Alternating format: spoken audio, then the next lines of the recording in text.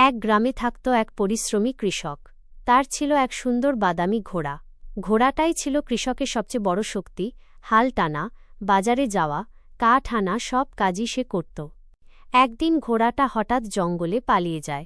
গ্রামের লোকজন বলল, আহা, কৃষকের বড় ক্ষতি হয়ে গেল।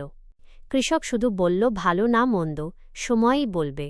কয়েকদিন পর ঘোড়াটা জঙ্গল থেকে ফিরে আসে, সঙ্গে আরও ৩টা বুনো ঘোড়া নিয়ে।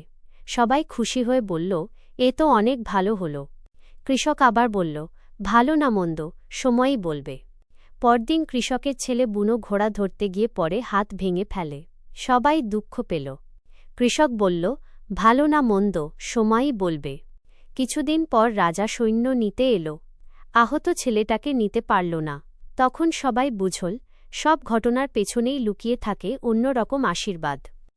শিক্ষা: জীবনে যা ঘটে তাৎক্ষণিকভাবে ভালো বা খারাপ ভাবা ঠিক নয়, সময়ই সব বোঝায়।